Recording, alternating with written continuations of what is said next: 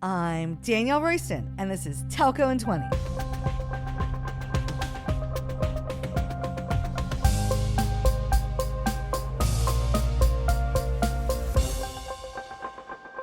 I started this podcast in 2020 to talk about how telco needed to move to the public cloud. I decided to call it Telco in 20 because I wanted the industry to get a grip on where it needed to be in 20 years. And lo and behold, the conversation has totally changed. I mean, is it even newsworthy anymore if a telco signs a strategic deal with a hyperscaler? Everyone is doing it. That ship has sailed. Was I responsible for this shift? I don't know. Am I going to take credit for it? Absolutely. But regardless, we're at an inflection point in the industry. The move is happening, and I'm super psyched. And for 2022, Telco in 20 is pivoting to talk about how telcos are moving to the cloud. Like, what workloads are you going to move first? How fast can you make it happen? And how do you course correct when it's not going the way you planned?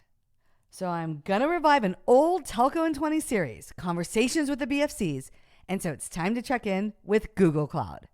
Today on the podcast, we're talking to Amol Phadke from Google Cloud about what they are doing in the telco space and why telcos should pick them. So let's take 20. Amol Phadke is Managing Director and General Manager for the Global Telecom Industry at Google Cloud. Hi, Amol. Welcome to Telco in 20. Hey, Diar. Nice to meet you again. Yeah, no, it's totally great to catch up with you. So just, to remind our audience, a while ago, I kicked off a series on the podcast and had a guest from each of the hyperscalers come on and talk about their public cloud and what they're doing with telco. And so I'm super excited to catch up with you today and see what's been going on with Google Cloud. I think to start, you guys recently have made some announcements with Vodafone. And when I look back at the history of that relationship, I think it started in 19 with Neuron. And then I think most recently you announced that you guys are going to create a pan-European cloud. And so I would love to learn more about stuff that you're doing with this marquee customer. Tell us a little bit about how that's been going and how that's evolved over the last 3 years or so. Fantastic question, DR. So let me give you a little bit of insight on what we're doing with Vodafone. So Vodafone has been an exceptionally strategic partner for us and has resulted in some great business outcomes for Vodafone. So when it started back in November of 2019, essentially, as you said, it started off with their Neuron program, which is a big data analytics platform that allows Vodafone to utilize real-time data analytics in order to get unique insights into how their business works. And that insights essentially come all the way from customer services to network planning and optimization, and even at the customer layer. So very, very strong partnership that we built. And we always viewed that as a foundation on which to build bigger and better capabilities working with them. So it started with Neuron. And then essentially what it does is it uses a bunch of Google Cloud capabilities, such as Dataflow, Dataproc, Data Fusion, BigQuery, so on and so forth.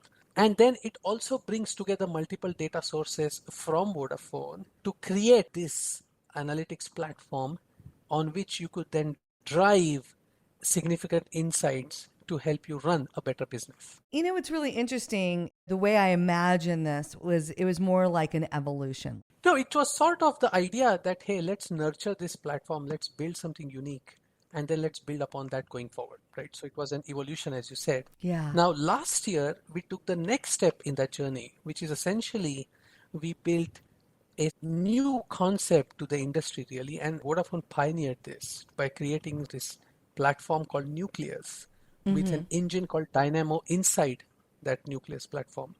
It said, let us build a new integrated data platform that is capable of processing terabytes of data, maybe 50 terabytes of data per day.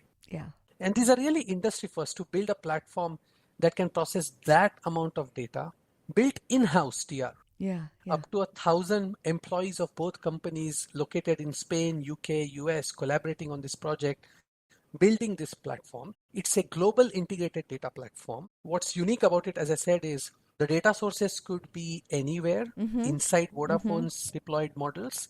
It is a hybrid cloud in the sense that the data sits in disparate places and sources, Yeah. and it gets moved seamlessly into cloud at the rates that I described before. And essentially, you take all of the data together and then drive those insights, right? So it was really an industry first from that perspective. Yeah. No, I think it's one of the most exciting cloud projects, and it's been really cool to watch that evolution. I first heard about it with Simon Harris's talk Yeah. at Google Cloud Next in London. Yes. And then certainly during the pandemic, there were like these little strategic partnership here, another project there. What I think has been so exciting about this project and watching Google Cloud work with Vodafone is that it is that little snowball. I mean, it's a heavy lift to get all your analytics into the public cloud, but you can build on it, like you said.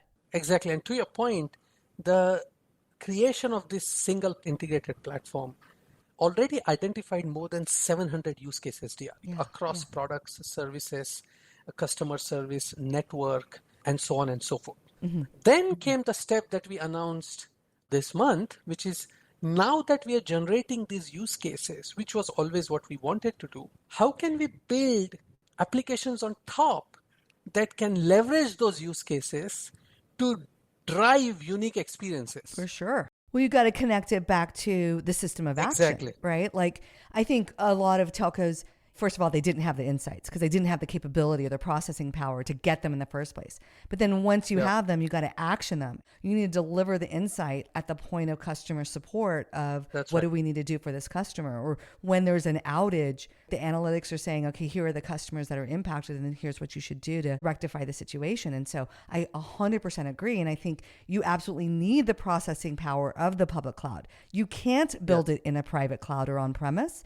You need the scale of Google. I love this project. It's amazing. Yes. I mean, that's why the most recent announcement is essentially us partnering with Cardinality to build a very specific network performance focused use case among the hundreds that I described before. Yeah. And essentially, this is just the first of many, because now we're going to create a partnership with Cardinality that helps Vodafone use the data to essentially monitor, manage, enhance its entire pan-European network. It's going to be so awesome. And the processing and the analyzing of billions of events that are happening would give you the sense of better network deployment, better network planning, better network performance, and ultimately drive much better customer experience. From the subscriber, a better subscriber experience. That's exactly right. The ability for the telco to really react. I don't know if it's like real time, but so much more quickly than they do today. That's exactly right. And I think that's what really drives business is that subscriber carrier relationship that we don't really talk about or focus on. So I'm pumped.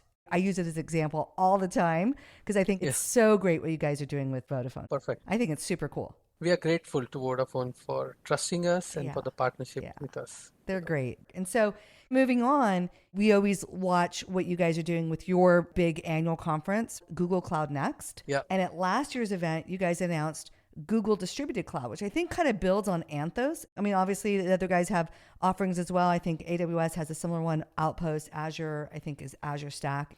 Talk to me about how this works and how you guys kind of position it in the market and when you recommend to use this product. Yeah, so DR, when we were conceptualizing this product, as you said, we were thinking of how could we use assets such as Anthos, which essentially let you have multiple deployments of your workloads across hybrid clouds and have the same consistent management experience. So as we started evolving that, we quickly realized that our customers wanted all the goodness of cloud, but much closer to where they are.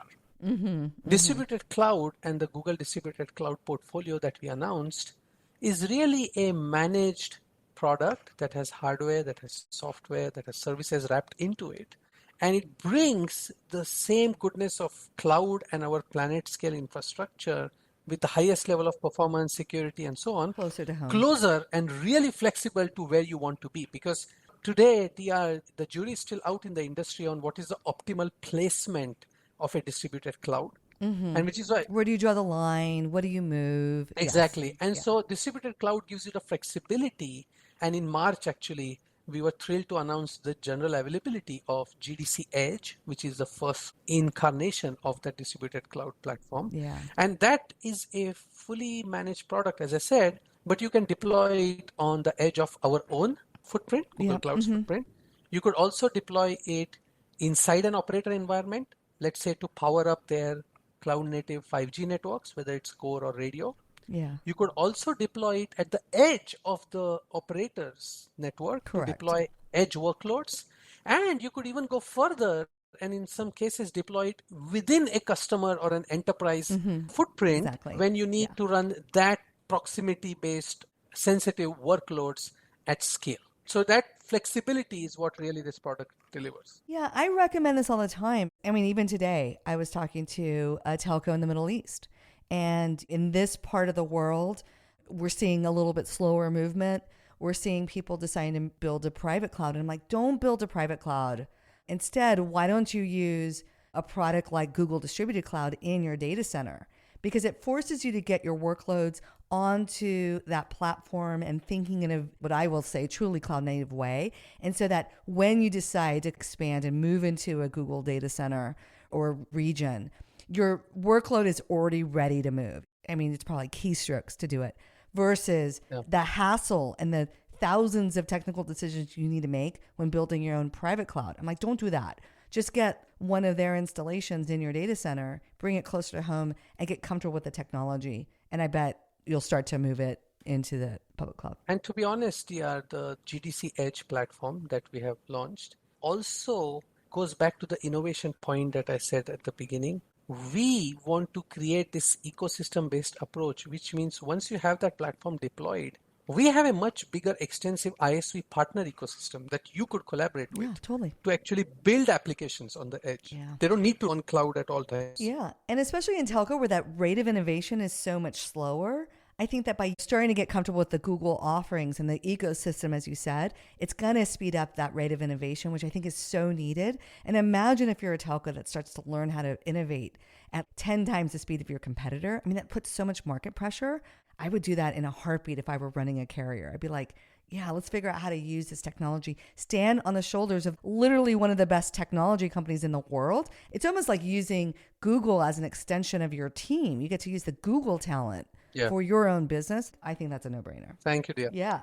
So you guys also just made another announcement called Project Nefio. Yes. I love when you guys put together announcements and PRs because there was a bunch of quotes from the people that are already onboarded. I think that's a powerful statement that there's buy-in and excitement. And so what is it about that service that's gotten everyone so excited to put their name and associate their company with using that technology? Great question again, TR. So as you said, we've actually had unprecedented level of responses on this program. That's so awesome.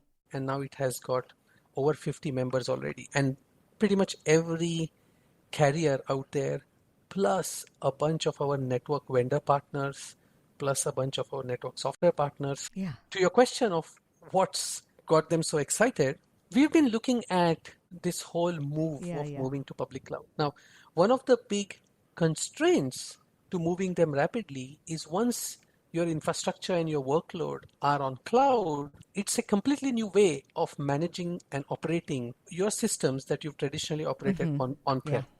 Now, when you want to operate them in cloud, you're going to have to do it the way cloud-driven systems work, because if you don't, you're going to not get all the benefits of the overall TCO and overall scale and efficiency and reliability, which is why we decided to launch Nefio in close collaboration with Linux Foundation. And essentially, it is our attempt to work with the industry. And our aim is to deliver carrier-grade, open, Kubernetes-based automation templates that can help you drive much faster operations and management and very rapid deployment of cloud infrastructure that ultimately helps time to market. I'll pause there and you can see I'm very passionate about this. Yeah, no, I think that help is absolutely necessary. I think people think, okay, great, I moved it, I'm there, I'm done, but wait, where's the savings, where are the benefits? And I'm like, dude, it's just started. And so I think it's great that you guys are thinking about helping those people not only obviously move into your cloud, but also start to think in and operate in a very cloud way. And it's not easy. It's hard. So I think this is an awesome project. Thank you. So, again, all the clouds have their differences. I have my opinion on what I think Google Cloud's great at, but especially when it comes to telco, what's a reason for a telco to select Google Cloud as their primary or their top choices in terms of a public cloud provider? This is a existential question in some ways, dear, right? So from my perspective, let me break this down into a few different points. Yeah. So number one, over the last 2 decades, we have built one of the largest privately owned carrier-grade networks Yeah. that essentially supports applications such as YouTube, search, Gmail, Maps, apps that everybody loves and uses every day. Yeah. Now, as we started building those apps, our cloud platform supports those apps, which means our cloud platform in a lot of ways has gone through the same evolution that any carrier would go through. So that's just the first part, which is starting with our network and the infrastructure. Yeah. I always say planetary scale and battle tested, That's are right. the words That's I right. like to use. And why does this matter so much? Our networks are broad and cover the planet, but they don't have the capillarity and the depth to go in country, in region, in continent. So we have to partner with operators in order to go deeper, in order to serve our mutual customers much better. So that's number one. Yeah. Second, as I said before, we were the first to recognize that telecom workloads, for a whole host of extremely important reasons, such as privacy, security, and so on and so forth, are never going to 100% move to cloud. Yeah. Some of them are going to stay on-prem for legitimate business purposes. So we were the first to recognize a hybrid cloud deployment, which is why all our products are built with the philosophy of seamless operation of workloads, even if they sit on other clouds, including our own. So that's a very key differentiator. The third very important part, and I just mentioned that when we discussed Nefio, is around our open source contributions and innovation. I mean, you are aware, we put Kubernetes out there when Kubernetes was just being tested. Today, it's the de facto container management platform. We have now got the next stage of platforms that we want to build together with the open source community. So we are not really building proprietary systems, which is also a big unique aspect of our cloud portfolio. And then finally, DR, at the end of the day, when we go and talk to our operator partners and clients globally, we also bring our alphabet capabilities. So our Pixel capabilities, our Chrome capabilities. Yeah.